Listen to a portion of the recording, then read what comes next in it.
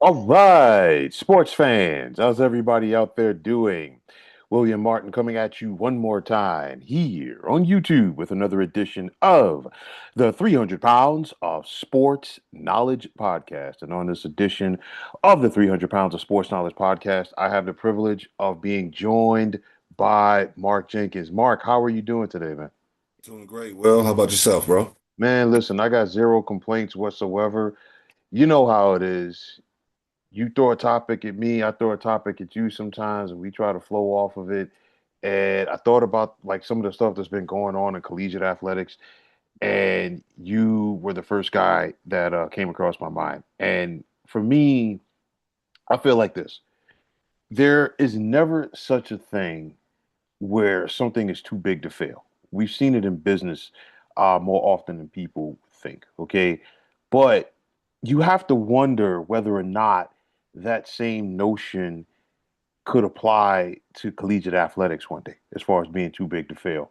We're in a world where the NCAA tournament is getting to the point that it's nothing more than a participation award.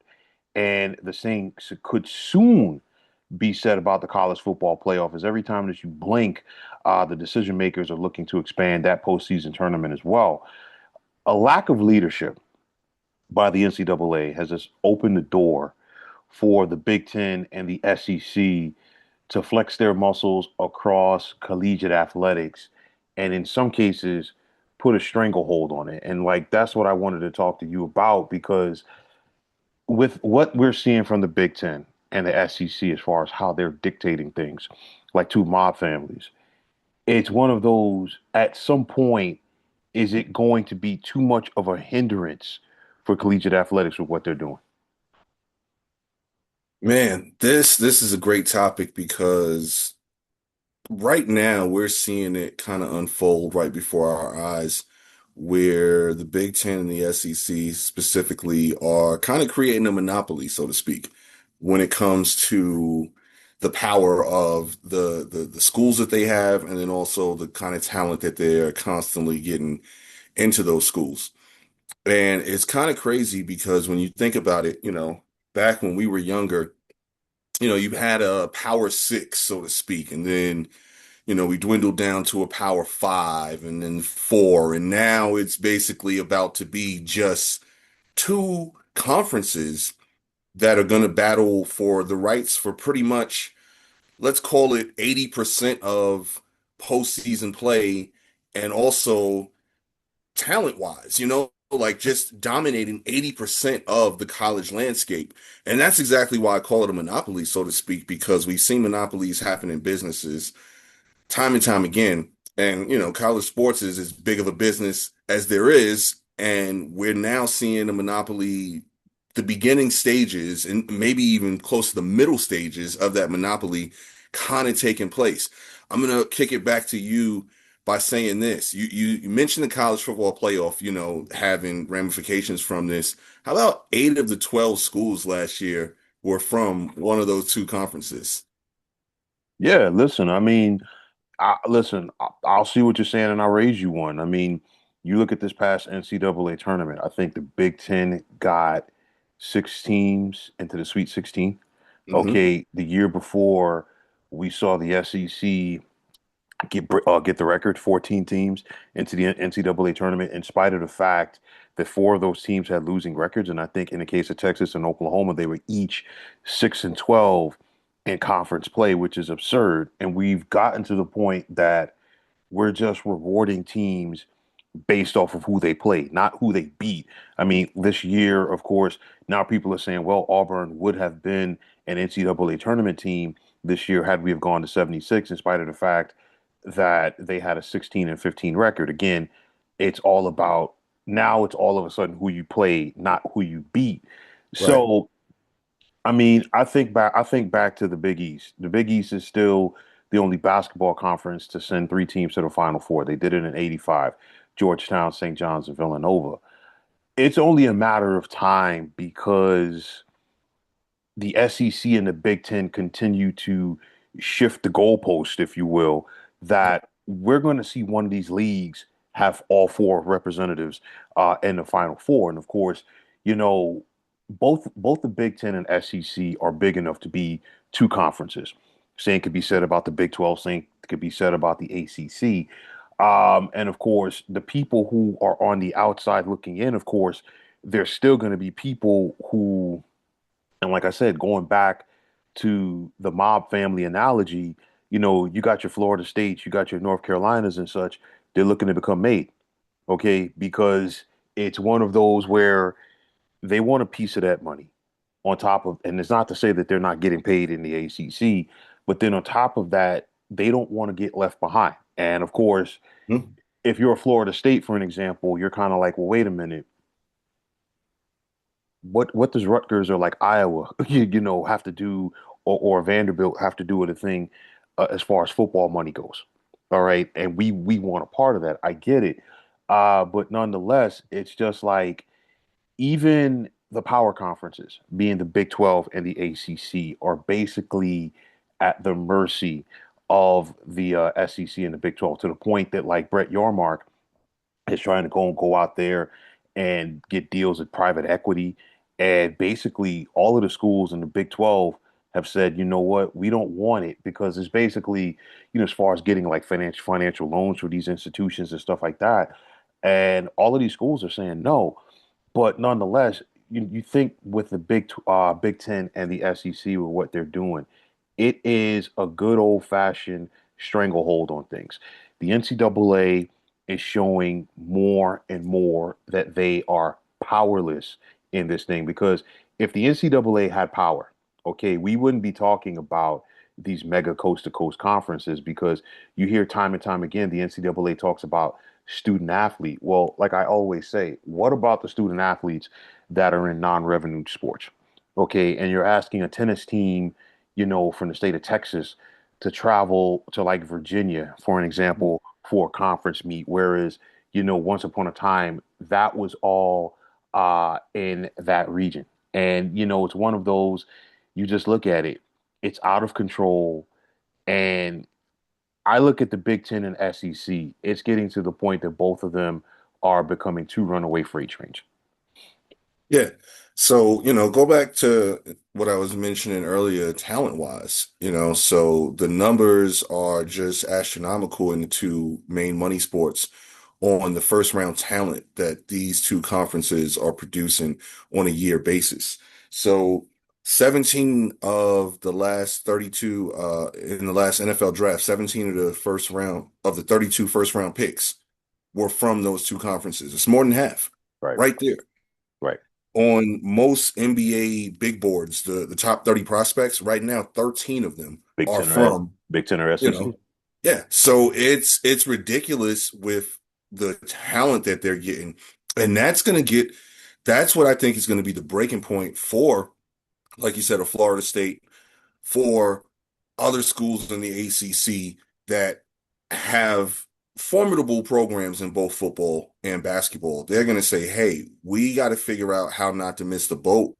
And, I never thought I'd quote Beanie Siegel right here when it comes to this topic right here, but it's going to be an almost get down or lay down kind of situation, like, the infamous line he used over and over again in State Property. No, So this is basically what we're going to see happen, you know, any day now when it comes to these schools, because they're really like, hey, all right, what are we going to do to get these athletes? We're no longer getting these five-star athletes. We're lucky if we get a four-star recruit. Not only that, but their pockets are going to really start feeling the effect with them not getting those kind of recruits, because now we're going to go into situations where, hey, Florida State used to be a cool place to go. You yeah, know, North Carolina used to be a cool place to go. And we're kind of seeing it now with Carolina with, how poorly they've been doing recruiting wise. If you really think about it, Caleb Wilson is the first, like, kind of can't miss top five prospect that program has had basketball wise in a few years. a few And years, probably. yeah, Man, you probably got to go back to maybe like the days of Ty Lawson. so, it's kind of crazy that we think of Carolina in that situation where, Yeah, before Rasheed Wallace's and Vince. Jerry Stackhouse's, Vince Carter's, Antoine Jameson's, they were coming in by the twos and threes. Yep. Yep. So we're already kind of seeing that trickle down effect happen. And it's crazy because what happens to a school like Duke now? I mean, they are trying to get their football program together. I will give them credit. Over the past decade, their football program has taken some tremendous strides as far as being competitive. Right. But what's going to happen to a school like that? They're really going to start to have to funnel some of that basketball money to the football program in some type of way to get those recruits because the ACC, we've said it before, time and time again, it's only a matter of time before it falls apart completely. And where's Duke going to go? What's going to happen? Well, in the point of Duke, gosh, I cannot remember her name right now. Please forgive me for that. But their athletic director, she's kind of like fit the mold of what we're seeing across collegiate athletics more than ever. They're bringing in TV people, as to like run conferences, to run, schools, and also, more than ever, fundraising and business people. And, she has been hard at work as far as like being like the de facto GM, if you will, of Duke Athletics. So Duke this year, basketball wise, they got to the Elite Eight. Football wise, they won the ACC. Okay. Women's basketball, I think was in the mix to get to the Final Four. I don't think they got there, but they did win the ACC as well. And I think it was the first time ever that the women's basketball team, the men's basketball team, and of course the football team all won the ACC. And of course, typically the football team and the women's basketball team had to try to catch up with the men's team because Duke, for the most part, has been a top dog in the ACC forever. Right. Um, but it's just a matter of like across the board. It's no longer conference. It's no longer like sports people that are running these leagues. It's no longer sports people who are the ADs and things like that.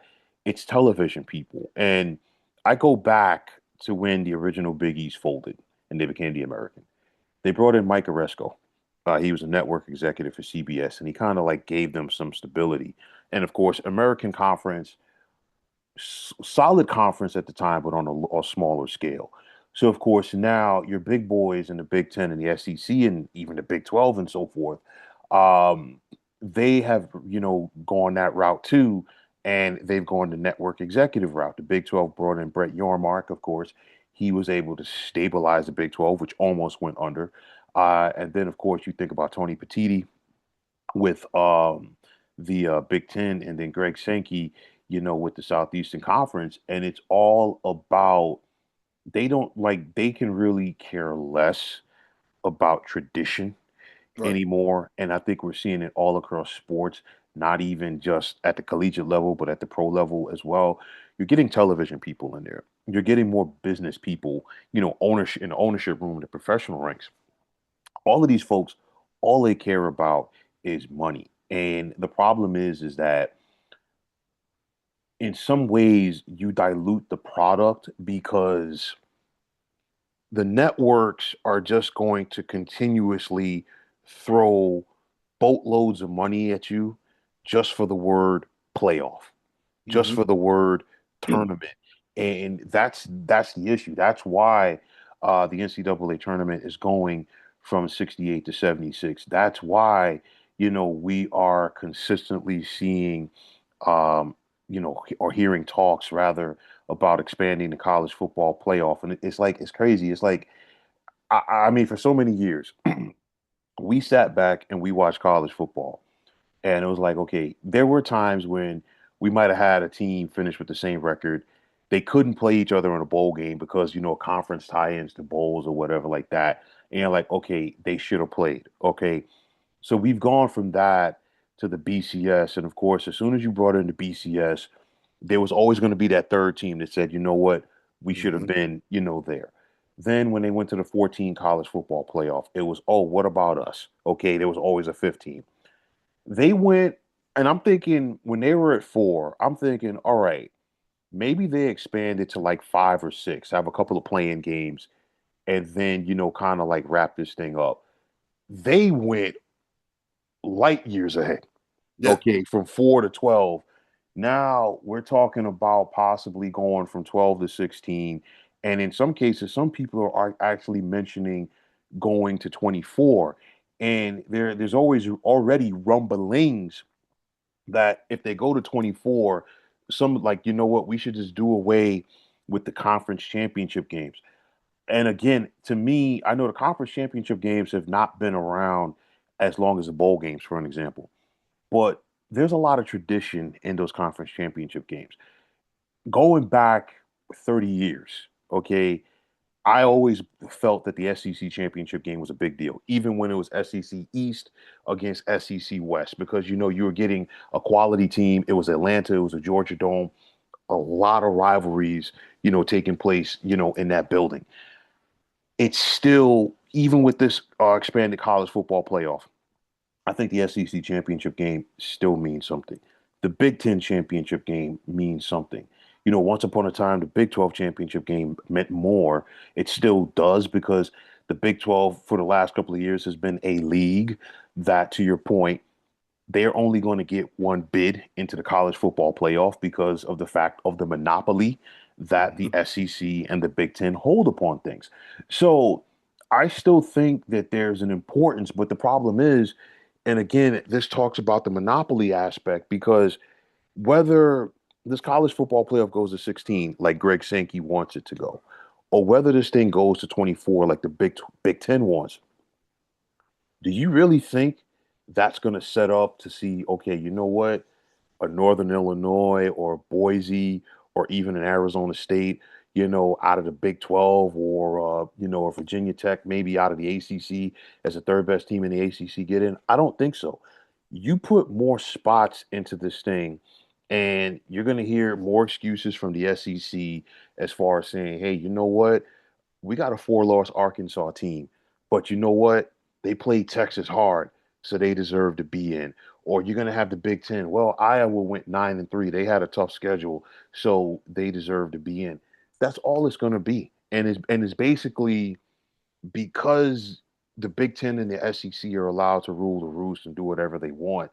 You might as well just, if you expand it again, just change the name from the college football playoff to the Big Ten SEC Invitational. Call it a day. It's Yeah. like we already have the for years we had the Big Ten ACC Challenge in Yep. basketball.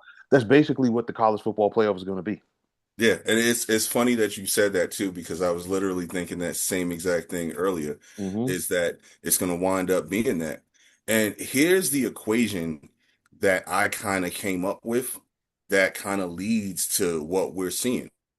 It's the perfect marriage, or in this case, a terrible marriage of the public's insatiable desire for more postseason, the greediness of the leagues and the NCAA, combined with the excuses and the pity parties that those teams that feel that they were that last team that just missed it.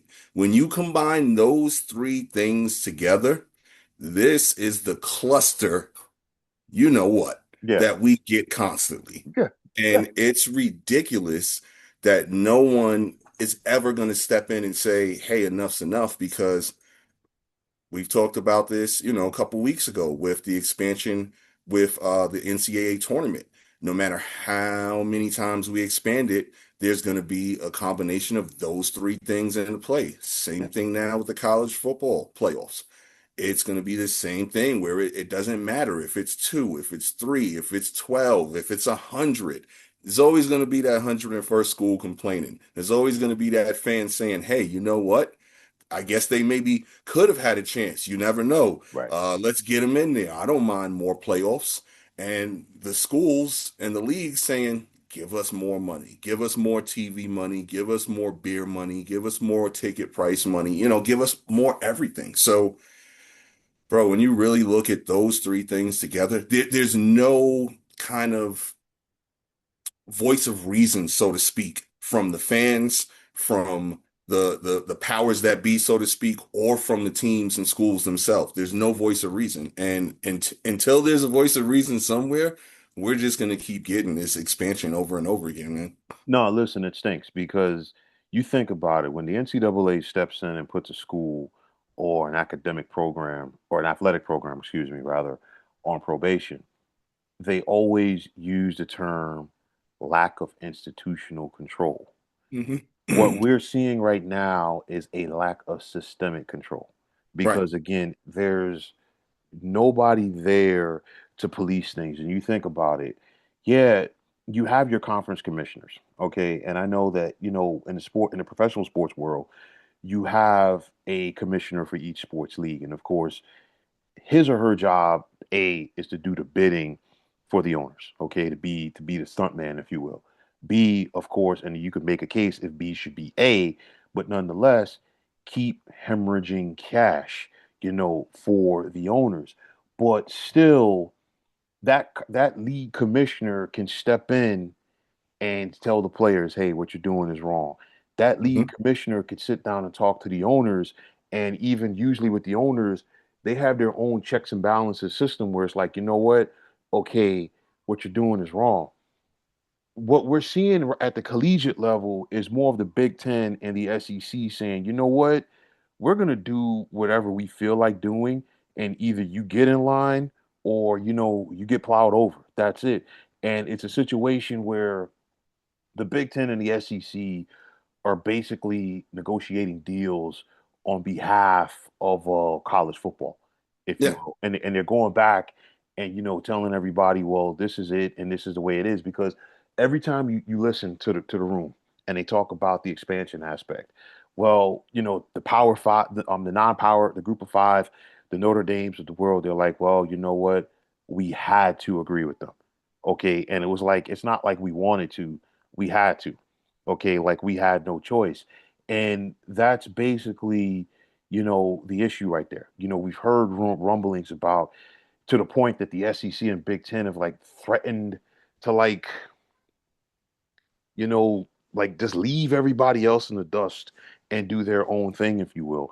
And honestly, it's disgusting. And I think at some point, the greed of it is going to push the thing over the cliff. It might not be today, it might not be tomorrow, but the greed of the thing is going to push it over the cliff because think about it. College football, the regular season is basically starting in August now. For some of these Hmm. schools prior to Labor Day, all right? You have all of September, you have all of October, and you have all of November. That is more than enough time to see who is a legit uh contender and who isn't. And the other problem is because you have these mega conferences, 16, 17, 18 team conferences, there's no way in hell that everybody's going to play everybody. Okay, so you can have three or four one-loss teams within your league, and it's getting to the point now where, all right, we got to have basically a coin flip to see who gets to the conference championship game. And again, to your point, Mark, it's one of those where it's never going to stop because let's say Georgia, Texas, Alabama, and LSU all have one loss within the SEC. Naturally, only two of those teams are going to get to the SEC championship game. Some of those might be head to head issues right there. But then let's say Georgia gets to the SEC championship game and loses to an LSU. Now, Texas is going to jump in front of them and say, hey, you know what? We deserve a higher seed. And then Georgia could come back and say, well, wait a minute, we beat LSU. So it's not, and it's never going to be the same scenario like the NFL. NFL, as far as the tie breaking rules, go, it's pretty straightforward. A, your head to head competition. B, how you fared against conference opponents. Okay. And then C, I think the next breakdown is like your strength of schedule overall. Hmm. I know like in between there, if it's two division teams, the division record is a tiebreaker if they split the season series and stuff like that. It makes more sense. You know what I'm saying? But it's kind of like, college, you basically have some wizard in a cave trying to figure out, okay, the tie-breaking scenarios for these teams. And again, it comes back to, the inmates are running the asylum. it's one of those where I like again, this is why I feel football wise, we shouldn't have a conference more than 12. Because for so many years, you had the SEC East, you had the SEC West. You had the Big 12 North, you had the Big 12 South. At one point, you had the Pac 12 North, Pac 12 South. Okay. The, it kind of like just basically played itself out into to the scenario where it all worked out. But now, because we're having such big leagues, and of course, the fact that we have these big leagues, it's all money driven. It's really diluted the beauty of things. Okay. And again, like I said, these people can care less about tradition. Okay. Because at the end of the day, yeah, the Big Ten is still strong. And when you think about the Big Ten in football, you think about Michigan and Ohio State. I still feel like some of that game has lost some of its luster just due to the fact that we keep expanding the college football playoff. Because I remember multiple times when Harbaugh was there and Michigan finally was able to beat Ohio State. That game broke down who was going to get to the Big Ten championship game. And not only who was going to get to the Big Ten championship game, basically the winner had a chance to stay in the playoff race, the loser didn't. You think for so many years when it was just the BCS, okay, the top two teams getting in, that SEC championship game was a de facto playoff.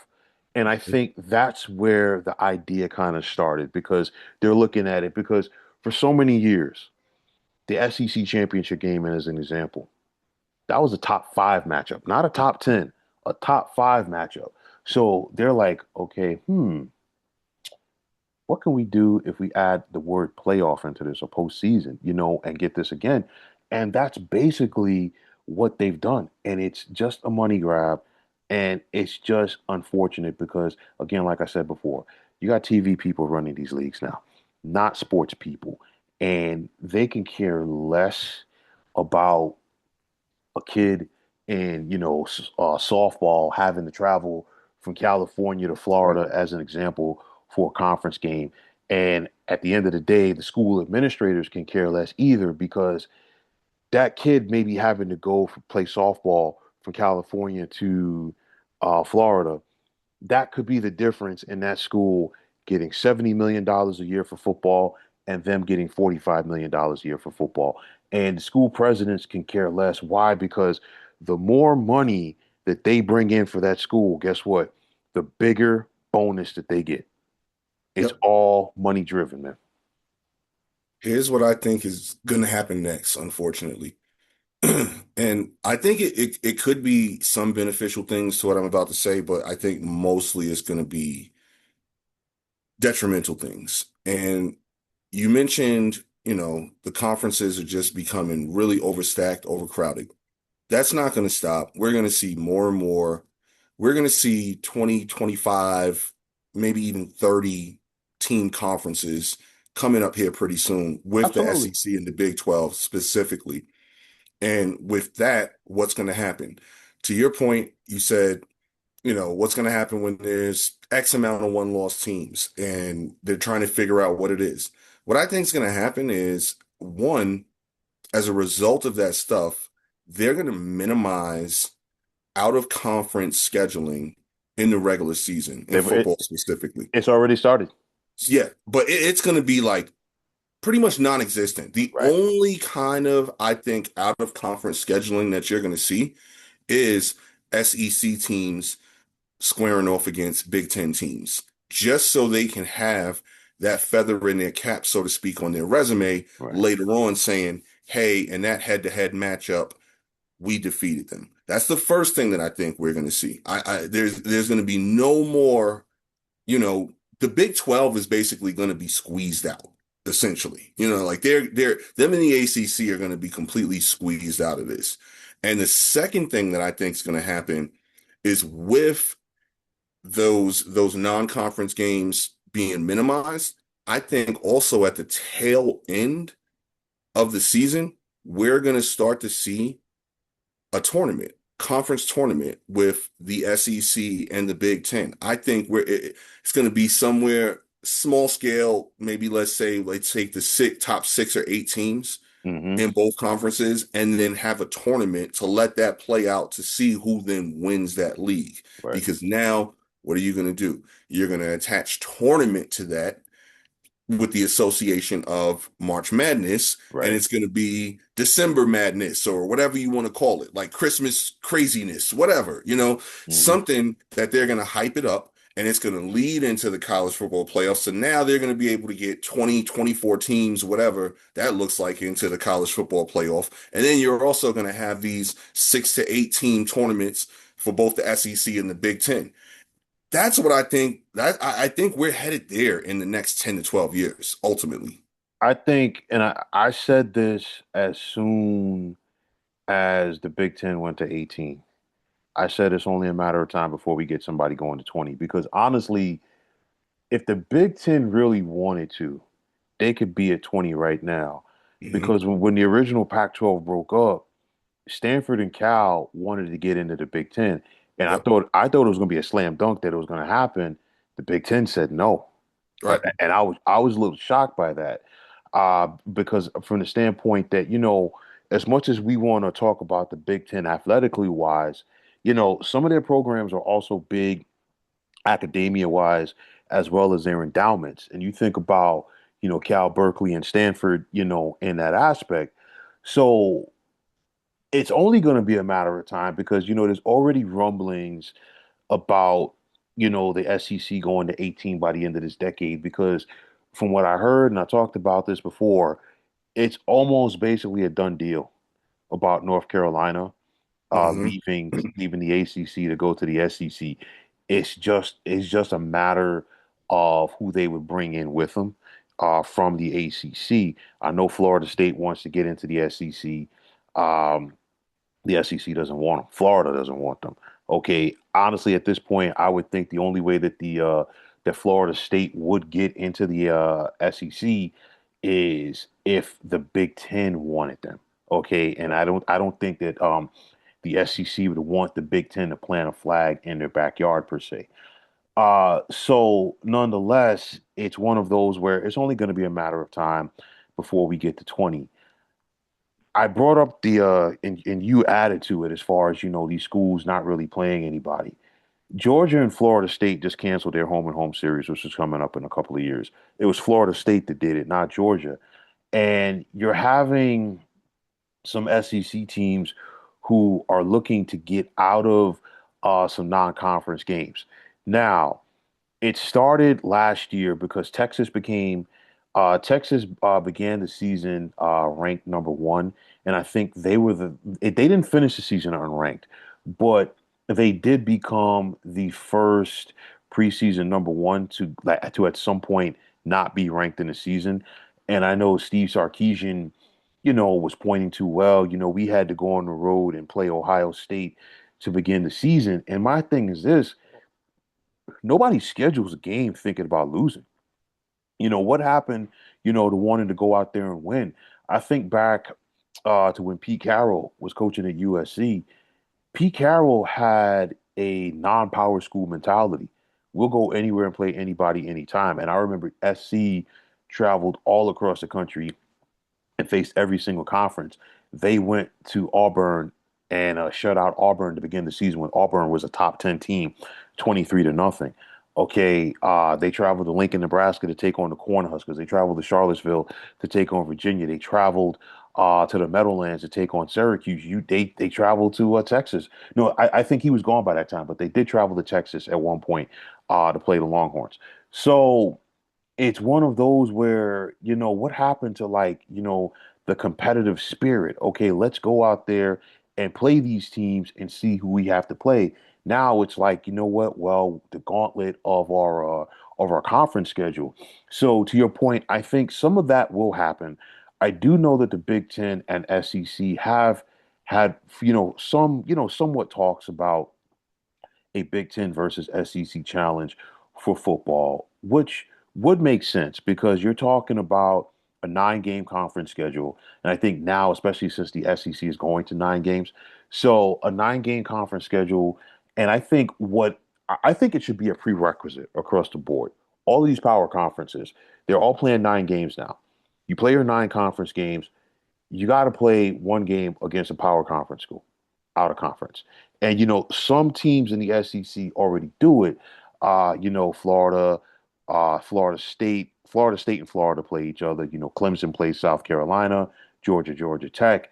Um, but I think what would happen is I think at some point the Big 12 and the ACC have to understand their station in life. Yeah, you're a power conference, but you're still they're not on the same tier, if you will, with the Big Ten and SEC. Maybe the Big 12 and ACC should join forces from the standpoint to say, hey, Yep. you know what? We're kind of in the same boat. We're at these guys bidding. Let's try to work together on this, and maybe we could have a Big 10 or Big 12 rather versus ACC challenge because guess what? Basically the Big 12 and the ACC, what we're seeing, there's still one big leagues. They're basically in the same boat with the group of five of this. So their conference Mhm. championship game is uber important. So you know what? Maybe, we have a Virginia Tech take on, an Arizona or a Texas Tech, just to like strengthen their resumes just so we could see two, maybe three teams from the Big 12 or the ACC get into this thing.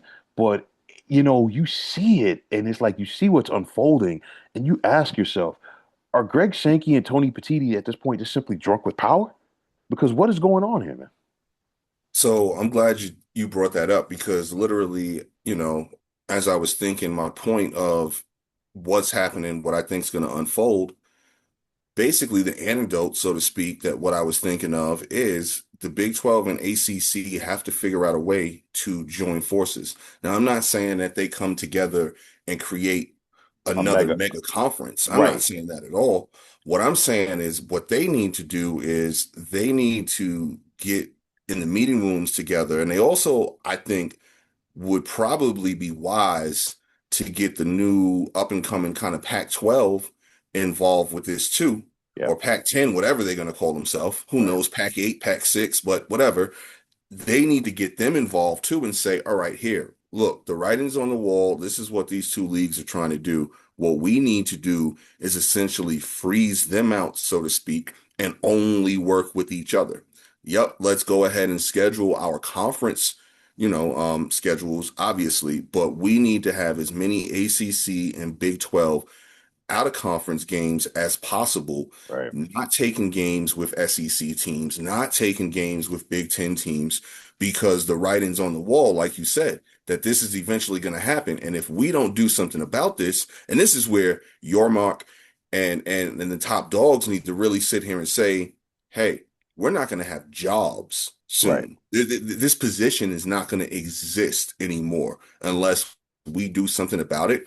And honestly, that's the only thing that I could come up with where they could actually stand a chance. Because if they don't, those leagues are going to grow, like you said, 20, 25, maybe even 30 eventually. And at whose expense is that going to be at? That's going to be at the ACC. That's going to be at the Big 12. And before we know it, this new Pacific Athletic Conference that's forming again, they're going to be defunct all over again, man. So they've got to figure out a way to really put egos aside because that's basically the only thing that I think that's going to stand in their way of doing this is Right. egos basically saying, hey, you know what? Our league, we used to be a power six or a power five, and now we're considered a power four or whatever the case may be. Like we're still a big boy on the block when really, no, you're not. It's kind of like, right before Nike kind of took over with the influence of Jordan, where, Converse and Adidas, they were kind of stuck in their ways and they're like, hey, you know what? We're going to ignore the up and coming writing on the wall. We're just going to continue to operate business as usual. And now, 30 years later, 35 years later, They Nike's running laps around both those companies. and they And never they never recovered. yeah, and that's exactly what is probably going to happen with the ACC and the Big 12 unless they take heed and, Hmm. and, and really figure out a way to work together and freeze those two monsters out, man. Well, I mean, to your point, before the original Pac-12 went under, they had, the workings, if you will, as far as having an agreement with the ACC and the Big 12. And of course, once they went under, that was it. And to your point, maybe, you bring them back into the mix. Maybe you bring even the Mountain West into the mix, depending on how this lawsuit goes between the Pac-12 and the Mountain West right now. Um, but nonetheless, yeah, they're gonna have to, bear down, and they're gonna have to figure out a way to work together. And like I said, put their egos at the side. I think of the three conference commissioners for the Pac-12, the Big 12, and the ACC, I think, Brett Yormark from the Big 12 is probably he could be the king of the frat house, if you will, because he's kind of like ahead of this thing because he understands where this thing is going. He might not have the thoroughbreds, if you will, to pull the buggy like the Big Ten and the SEC do. But he's still got some Clydesdales out there that could get this thing done, and he has a very sharp mind on his shoulders as well. They've got to figure out, because it's truly survival right now, and I think the way things are going, I think we could see a scenario where not everybody, but you might have some more Notre Dames at the table from the standpoint that, some of these schools might say, hey, I'm going to sit back and go independent. Think about BYU for a minute. BYU for so many years was in the WAC. And then they eventually went to the Mountain West. And of course, eventually the WAC folded for football. At some point, BYU got ticked off with how things were going in the Mountain West and they went independent. And it's hard to believe, but 15 years ago, the Mountain West had BYU, they had Utah, and they had TCU. All three of these teams are in the Big 12 now. Okay, so just imagine, where that league, could have been with that. But nonetheless, it's just one of those where, again, it's just a lack of control. And these college conference, these college programs and schools rather, whenever there's a new TV deal on the horizon, everybody basically becomes a free agent. Yep. It's the transfer portal and it's for the schools. And again, this is what I consistently talk about when you have a lack of leadership at the top. There's no stability, this, that, and the third about this thing. And when you have networks basically bidding for different conferences. And in some cases, when you have one network who is televising games for, multiple conferences and they're dictating, well, what we're going to pay you in comparison to another league, well, you know what? Those schools are looking back and saying, hey, you know what? We're getting 45. Why are they getting 65? Hmm. And that right there continues to be the big thing. I said when it happened, when USC and UCLA made the decision to leave the Pac-12 for the Big Ten, I said, you know what? The Big Ten is going to rule the roost because now they can walk into any network and get a deal because they have the three biggest media markets in this country in their pocket. And that's what the Big Ten has done. Deal with NBC, deal with Fox, deal with CBS, and of course, the SEC is looking at it and like saying, hey, we have the brands. We're going to give you at least one top 15 matchup every Saturday. Okay, we can give you LSU, we can give you Florida, we can give you Georgia, we can give you Alabama, we can give you Texas. I mean, just think about it. For the SEC slate this year alone, everybody's already talking about, I think, the third Saturday in September, LSU at Ole Miss. You could put that game on pay-per-view. That could literally be the first football game on pay-per-view, kind of like how it was with Don King back in the day with boxing. Okay. Right. You get your Alabama, Tennessee, your Alabama, LSU, your Georgia, Texas, for an example. Basically, you're guaranteed, and it's been like that for years with the SEC, you're guaranteed at least one top 15 matchup every Saturday. And because of that, Mhm. that has given them the leverage, if you will, to go out there and talk turkey with any network that they want. And it's just basically the same in basketball. You think about it, the SEC. they begin the year now with like nine basketball teams ranked. Right. Okay, and the same thing for the Big Ten. So as long as these guys continue to flex their muscles, and as long as these guys continue to have the big institutions that they do in their back pocket, it's kind of everybody else at the table, like from a college standpoint, conference wise, it's kind of like the homie in Friday when his pops made him go down there and ask Debo for his bike back. And basically the SEC and Big Ten are turning around like, yo, this is my bike. I didn't know you wanted it back. Right. You know what I'm saying? And then Right. it's like, of course, if somebody gets out of line with the SEC or the Big Ten, they kind of look at the other conferences. You want some of this? No. And No. that's basically, the point that we've gotten to, man. And it's just, again, I can't say it enough, man. It's like at some point you become too big to fail. Keeping on the movie standpoint, when Shredder drank the mutagen in the Teenage Mutant Ninja Turtles Part 2, and he was so infuriated with trying to destroy the turtles that he actually destroyed himself. Okay, and that's basically what we're getting to with with the Big Ten and the SEC. You're going to add so much freight at some point. The other conferences are not going to be able to exist. Then what? We all know from the game of Monopoly what happens when one person controls a board. Eventually, the game is going to end. Right. Okay, and it's going to be just like this with collegiate athletics. It's like unless we get more stability across the board, and unless, somebody really sits the Big Ten and the SEC down and say, hey, you know what you're doing is not for the greater good of things. You know what? This thing it's not going to work, man. I mean, listen, we're old enough, you and I, to remember when collegiate athletics was about a region. And of course, it wasn't just about that region, it was all about the greater good of, everybody in your conference, this, that, and the third.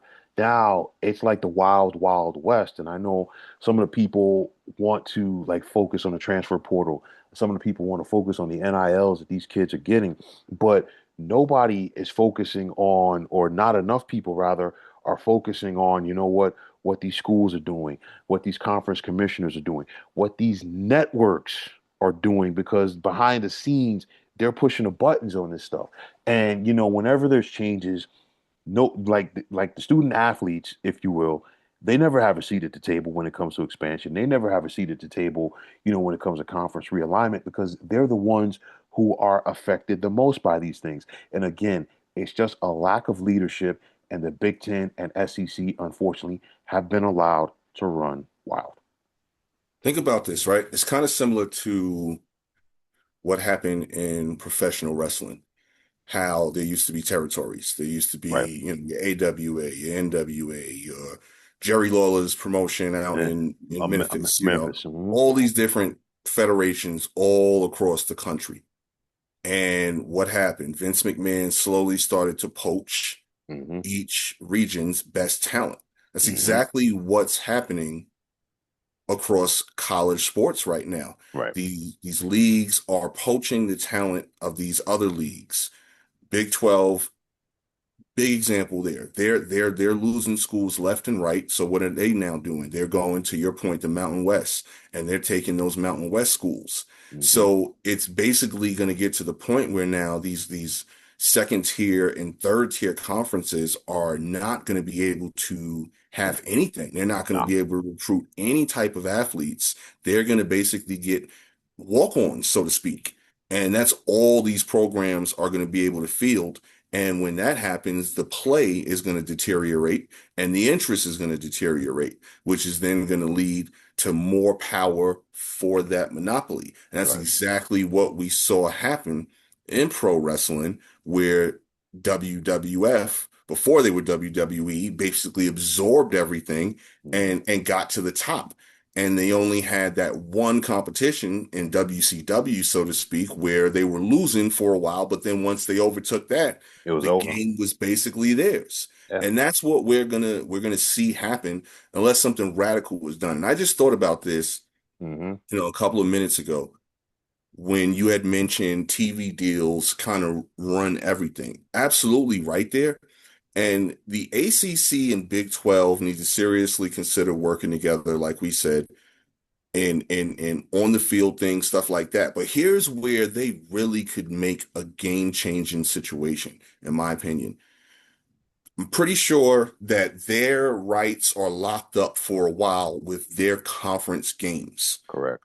However, if they create some type of, hey, we've got 3, 4 games on our schedule where we know, let's say I'm the ACC, where we've got these Big 12 teams, they can figure out some type of way to strike a deal with, let's say, a Netflix who is thirsty to get into Yeah. sports any way possible. Yeah. They are taking whatever you give them right now. If they can Right. figure out how to do something like that, that could be game changing for those two leagues because what does that do?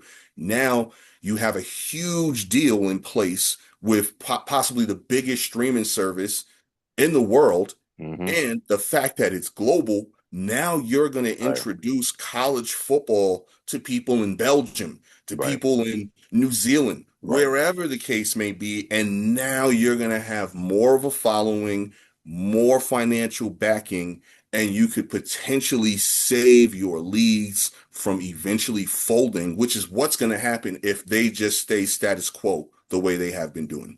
Yeah, I mean, George Kliavkoff, the former Pac-12 commissioner, was trying to do something similar. The only problem is he didn't go after it with Netflix. He went after it with Apple. And Apple is not, in such a demand, if you will, as a streaming service for like a Netflix or a Prime. And what happened was it was a subscription-based deal. So if everything hit, you could get like $50 million. You were guaranteed at least 23. But since it was such a huge divide as far as like what you're guaranteed and your potential top earning potential, nobody took the deal. And the reason was is because school administrators are like, you know what, you know, I can't fund my athletic budget for the year based off of potential. I need guarantees.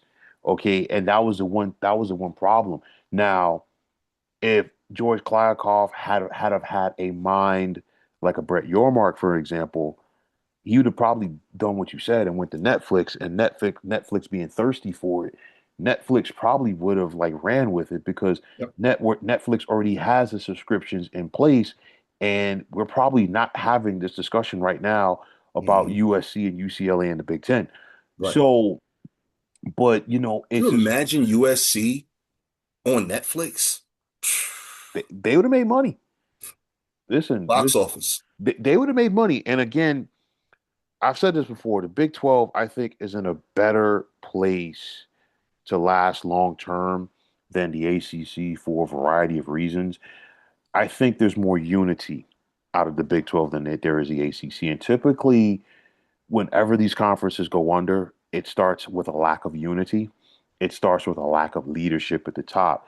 Jim Phillips is not as strong of a leader as a Brett Yarmark. And then on top of that, and this is no disrespect to the Big 12, the Big 12 at this point really doesn't have anything that the SEC or the Big Ten want because basically all of those teams that were out of there, the strong names, if you will, the brands, they're either in the Big Ten or the SEC as it is. Nebraska is in the Big Ten. Uh, Texas A&M, Texas, Oklahoma, they're all in the SEC. The ACC wise, different story because, like when you and I talked about it before, putting North Carolina in the SEC, yeah, you might lose North Carolina Duke basketball wise, but you just gained North Carolina Kentucky. Okay. And then you think about it from an academic standpoint, Virginia would fit into that mold as well. And it's close enough, Charlottesville, to the Washington, D.C. area where maybe the SEC could like pull in some of that media market money from the nation's capital, okay, which would give them another big market. Because I think right now the biggest media market television wise that the SEC has probably has to be Atlanta. Okay. Mhm. But nonetheless, the Big Ten, it's more about the media markets. The SEC, it's more about the brands. And, at the end of the day, Miami's still a strong program. Let me rephrase that. They're coming back as a strong football program now. But again, I think Miami, if they wanted to get into the SEC, I think they kind of fall into that fray that Florida State does, as far as the fact that, Florida Yep. doesn't want them. So, I could see them fitting perfectly in the Big Ten, though. my Honestly, my Miami. Miami, like I said before, the only way it works is it would have to be a scenario where if the SEC felt threatened that the Big Ten was really serious about adding a Miami or Florida State. That's the only way I think that they would accept them. But nonetheless, again, it's just one of those that the Big 12 at this point really doesn't have anything that they want, because basically Brett Yormark, to his credit, he's pieced this thing together with spit and glue. And you have teams, but it's like nobody really stands out. And the only football teams that have really stood out to me so far in the Big 12 in the last couple of years, it's been BYU, it's been Texas Tech, and of course, I was going to say Texas Tech. I could see the SEC getting greedy and wanting to just, dominate Texas. well, I mean, you figure they've got a stranglehold on the market, not just the market, but recruiting, because now you've got both A&M and you have Texas. I could like honestly, I couldn't see a Texas Tech fitting into the SEC, just from the standpoint that, like, even going back to their days together in the Southwest Conference, Texas really looked at those schools like their little brother. Yeah. They looked at everybody else in the Southwest Conference, even A&M, as their little brothers. Okay, and of course A&M, that was part of their reasoning, if you will, for leaving the Big 12. They wanted to get from under Texas and stop being their little brother, and then lo and behold, about 15 years later, we got Texas and Texas A&M back in the same league. So it's kind of like, you know, at this point with both the SEC and Big Ten, if they're going to add another team, it's going to be a big whale. I I could don't. see them. Here's why I could see them adding Texas Tech. Because Mhm. honestly, I think in the past decade, Texas Tech has overtaken Texas A&M as that second dog in the state, And they got the money, basketball and football wise. and they've got the money. They like Yeah. the only thing that A&M has over Texas Tech at this point is the facilities. Yeah. You Name know recognition and facilities. that That's that it. that that's it. Because the thing is like in Lubbock and in that region, you've got some people who did well off in oil as well Hmm. as real estate. They've Hmm. got deep pockets, and I mean, you think about what Texas Tech spent on their defense last year alone. Yeah. And we saw it because some of those kids were drafted in the first and second round. And like typically, you don't think about Texas Tech and multiple guys going in a draft. I mean, Mhm. you might have a Michael Crabtree here or there, but you know what I'm saying? It's like Right. or Patrick Mahomes. But even still with Mahomes, when he was drafted, he was like on a 6-6 team, what I'm Yeah. saying, coming out of college. So now, Not only that, but the basketball program too. oh Every yeah, year they're in that top 10, top 15 every year now. no matter who the coach is either, because Yeah. they've lost coaches. So yeah, man. So, but I just don't see it where like the SEC would want them. You know what I'm saying? Unless I think it would have to be a scenario where we're talking about Texas Tech being a dominant team for like 10 years or so. But even with that, I think, Texas and Texas A&M could be like, you know what? Do we really, and maybe even the SEC as a whole being like, hey, you know what? Do we really need another Texas team in our league? Because going back to the Big 12 real quick, and it took forever. It basically took Texas leaving for for them to finally add Houston to the Big 12, because it got to the Hmm. point, and the reason was like the other teams of the other schools rather in the Big 12 didn't want Houston because they didn't want another Texas school there, because at that point you already had TCU, you had Baylor, okay, you had Texas Tech. And like they were like, man, do we really need another Texas school in here? And eventually, once they lost Texas, they were like, okay, fine, you can come to the Big 12. But again, it's just the politics behind the scenes, man. And it's just Yeah. like at some point, I truly do think that this thing is going to be too big to fail, man. Oh, absolutely, man. And here's where I think the next point is kind of be an arms race, I think, with the Big Ten and the SEC, Hmm. where the Big Ten, if they add two more teams, the SEC is going to feel obligated, I think, to add two more as well, Right. just to kind of keep up with them. And I think that's the kind of dog and pony show we're going to get over the next decade, where every couple of years, each conference is trying to add a team or two just to keep up with each other. The Big Ten to keep passing the SEC and the SEC to so to speak try to keep up because the Big Ten, I will give them credit for this, man. They saw the SEC what they were doing and they were tired of it and they said we've got to do something about this and they have, man, over the past 5 years. They really have.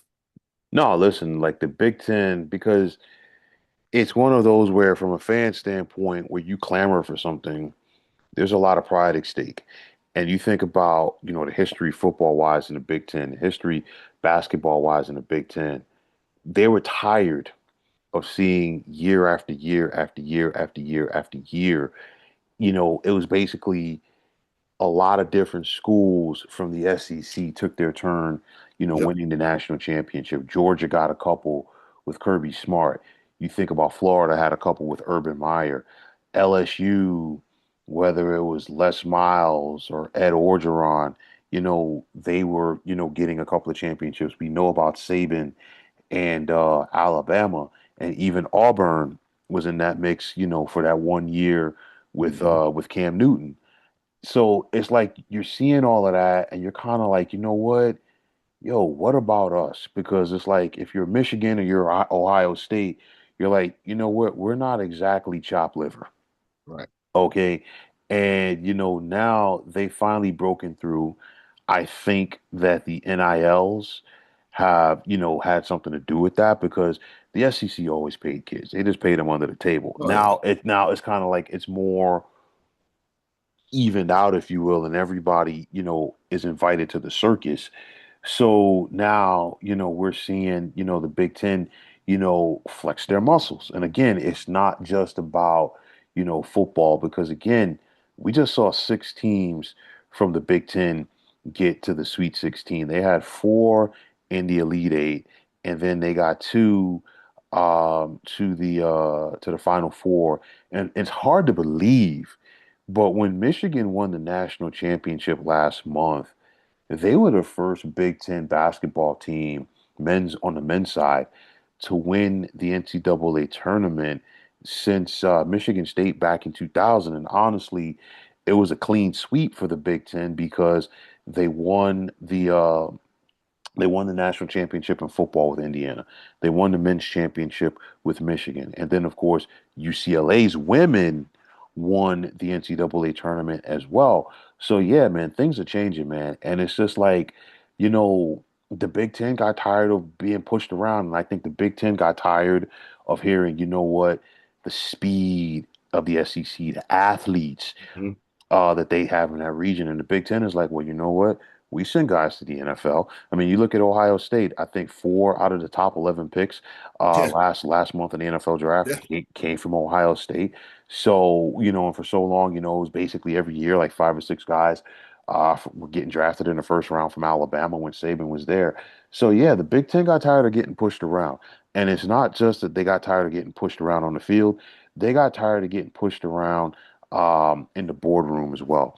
And basically, the Big Ten has now leveraged themselves to the point that they are no longer going to get pushed around in the boardroom because, again, you got the three biggest media markets in the country.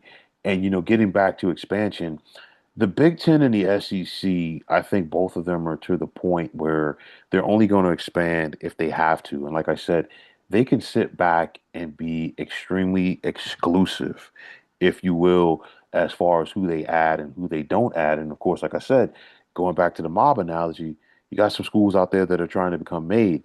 Um, I really I don't see anybody else out there, honestly, that the Big Ten wants. You know what I'm saying? Because again, I initially I felt like, okay, Stanford and Cal want the Big Ten. I thought this was a slam dunk, but the Big Ten said no because again, yeah, you might add two more schools, but that's two more mouths to feed. Yeah. Okay. And it's one of those where do you really want that? Because at the end of the day, even Oregon and Washington, they're still not getting a full cut of the TV money from the Big Ten right now. And in the case of UCLA, as quiet as kept, UCLA is giving money to Cal because since we're talking about basically two state schools in California, and since UCLA broke up that whole regents, if you will, with like, Cal, Berkeley, and like UC Santa Barbara and so many others. They had to compensate Cal Berkeley for that. And basically, they had to give Cal Berkeley some hush money. And on top of that, Cal Berkeley, they're still getting money every year from UCLA, like in spite of the fact that they're in two different leagues, So I kind of thought that it was a slam dunk on the surface, but when the Big Ten said no, I was like, wow, they're saying no to Cal and Stanford. I don't see anybody in the ACC that the Big Ten wants. I do see some schools that could fit into things in the SEC. And like I said before, the SEC is still focused on the region. Yeah. So North Carolina there does make sense because you can have a rivalry, right? Like I said, with Kentucky, because there's a lot of history between those two basketball programs. They're very close geographically. North Carolina's right there with Tennessee as well. So geographically, it makes sense. Um, Clemson might come with them. Now that I'm thinking about that, Clemson might be the one to go with North Carolina to the SEC. I could see that happening, and I could also see it happening from the standpoint that I know that they share the Palmetto State together. I'm not I'm just saying this from an outsider's perspective. I don't see South Carolina trying to stand in Clemson's way on that. I really Yeah. don't. Yeah. You know what I'm saying? Because I mean, at the end of the day, they play each other every year. As it is. So yeah, That could be the team. I just thought about that, man. Like, and if they do that, then I think the Big Ten now says we got to go find two more. well, I don't know where they find them from, but I think that the thinking starts to go that way. I would say this to your point because let's say that Clemson is that other team that will go to the SEC with North Carolina, hypothetically speaking. I could see the Big Ten making a play for Virginia. You already have the DC market because of Hmm. Maryland, Hmm. but you would give Maryland a team close in proximity to Yeah. you. And of course, Virginia and Maryland were rivals for many years Yep. in the ACC. Okay, so that would give the Big Ten 19. But who would the 20th team be? Um, I mean, maybe you do a Virginia Tech. I don't see the Big Ten wanting the Virginia Tech though. That's the whole thing about it. You know, I couldn't see anybody else. I don't see them staying with 19. Like I nah. said, I think they're always going to kind of have that chip on their shoulder with the SEC. So if the Mhm. SEC gets two more, I feel they feel they're going to have to one up them and get two more also. I mean, the thing But is I don't know like, who. I Virginia mean, is a good point there. But from a media market standpoint, you would say Boston College, but the thing is like, yeah, aside from the media market, what does Boston College bring to the nothing, table? nothing. You know what I'm saying? Um, Syracuse, Syracuse has struggled in the ACC in comparison to what they were in the Big East. So, what are they Maybe gonna? a Wake Forest, but then no. No, it's kind of NC State, see the only other thing I could think of would be a Duke. Duke would work. I mean, I could see that Duke and Virginia. I mean, Duke's football program is really on the rise, man. And the more they put into it, I think the more they look attractive. Duke like Duke's football program has improved, But of course, naturally, still, when you think about Duke, you think about it from the basketball perspective. So it could work. I mean, it would suck to like not have Duke and Carolina in the same Yeah. conference, but I mean, honestly, we no longer get Georgetown, Syracuse. We no longer get Nebraska, Oklahoma for football and things like that. So I mean, it would just be another rivalry that would bite the dust, unfortunately. But again, like we said before, it's just to the point that it's just like dog eat dog, and it's just like, survival of the fittest, if you will, at this point. And I think at the end of the day, it just sucks, and it's like, again, it's basically every time, and like I'm going to use a wrestling analogy here. Every time that like the TV deals are coming up, it's like that countdown clock starts to see who the next entrant is into the Hmm. Royal Rumble. That's basically Hmm. what it is.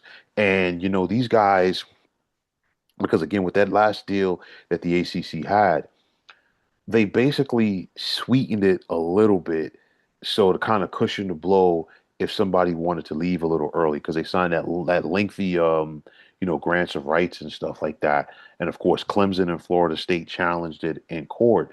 So now that was the emphasis, if you will, for like a North Carolina to say, hey, you know what? We have an out. And North Carolina has basically already talked to the SEC to the point that they've got themselves a handshake agreement. Okay.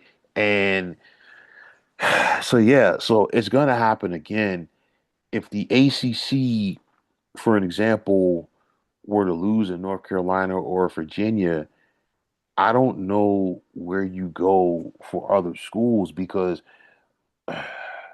what are you going to do? Bring in Memphis from, Yeah. I mean that's probably, your last hope at this point. And I mean, Memphis, Memphis is not gonna like jump off the table and you're like people in the ACC are going to be doing cartwheels and No. like no disrespect to Memphis, but yeah, and Memphis would jump on it because Memphis would be more than happy to say, "Hey, we're in a power conference," but that's basically the only thing that would be left, for the ACC at that point. The Big 12, like I said, they're on more firm ground because there's more unity, and I think if the ACC were to have a hiccup and lose some members, I think that would all but solidify the Big 12 as the number three conference. You Yeah. know what I'm saying? And of course, the ACC would then, It you know, crumbled. yeah. And like getting back to the Big Ten and the SEC, I think at this point, it's not just a monopoly, it's not just a stranglehold. They can sit back and allow the others to kind of destroy themselves Hmm. just trying to stay afloat. Yep. Okay. And it's like because of that, then the Big Ten can just, and the SEC can sit back and pick whoever they want. It's kind of, trying to cause a bank panic, if you will, and just like, okay, you know what? I want to take these guys over. So, okay, I'm gonna let Hmm. them sit up there and beef with themselves. And that's basically what they're doing, man. Yeah. And that's exactly why those leagues need to really kind of realize that, Hmm. form some type of partnership, a working relationship, so that way they don't fold. Right. Because like you said, the ACC will be first. If those four schools were to leave the ACC, there's no way they're surviving. I'll tell you like this. If they lose North Carolina and Clemson, it's over. Yeah. It's over. I think the remaining schools would stay there because there's no place no, there's no place else for them to go. Again, like I said, a Syracuse or a Boston College, just hypothetically speaking, if they could talk to the Big Ten all that they want until they're blue in the face, but This ain't the 90s. this ain't the 90s. And again, with the exception of the only thing Boston College could say is like, well, you know what? We have the Boston media market. That's all they could tell you. Yeah. You know what I'm saying? It's just like, I mean, Boston College football has been irrelevant, since Matt Ryan. Matt Ryan. Okay. Boston College basketball has been irrelevant since they left the Big East. You know what I'm saying? Right. So it's like they don't bring anything to the table. And it's like, the fact is the folks that run Boston College, they're not like gung ho on the athletic program. That's A. B, you know, Boston College, I can't even say that they're second fiddle in Boston because naturally you've got the Bruins, you got the Patriots, you got the Red Sox, you got the Celtics. Honestly, Boston Terrier hockey might be bigger Right. than Boston College football and Boston College basketball. That's the Right. point that it's gotten to. Right. So, and I mean, it's to the point now probably with their basketball program. They hired Luke Murray, the assistant coach at Connecticut.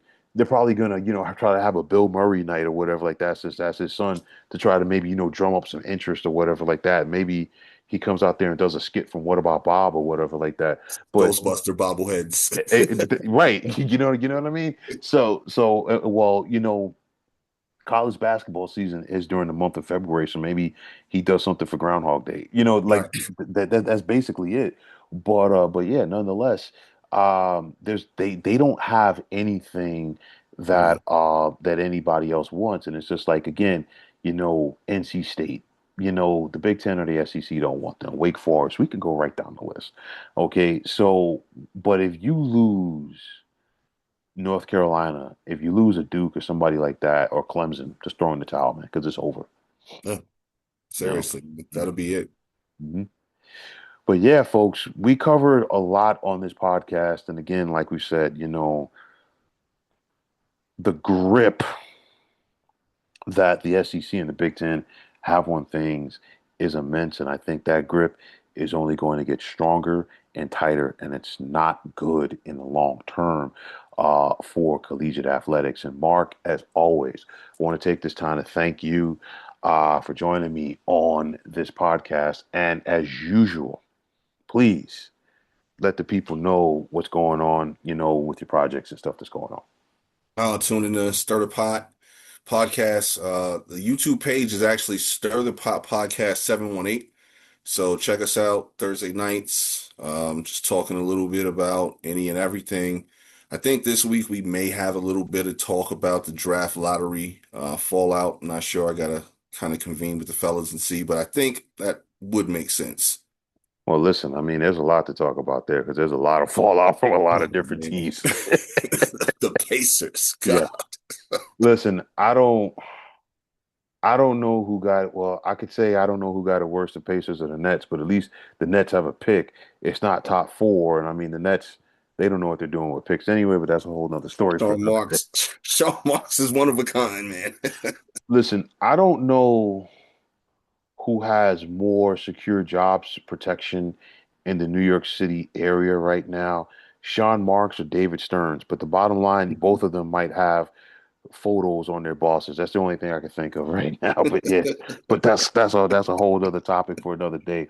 But yeah, folks, definitely, if you have not already, please go to YouTube and subscribe to Stir the Pot, 718. You know what I'm saying? They got some good stuff on there. You will not, and I repeat, you will not be disappointed if you check out one of their episodes. As always, if you like what you heard and saw here, definitely feel free to like and subscribe to this channel. Like I always say, it's greatly appreciated.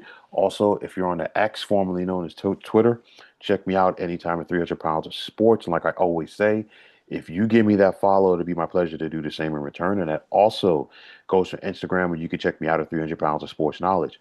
Also, if you're on Facebook, definitely be sure to check out the Sports Depot 365. And as far as I'm concerned, one of the better sports groups going on social media. And for Mark Jenkins, my name is William Martin, and I'm signing off. And I'm saying thanks once again for checking out the 300 Pounds of Sports Knowledge podcast here on YouTube. Be well, everybody.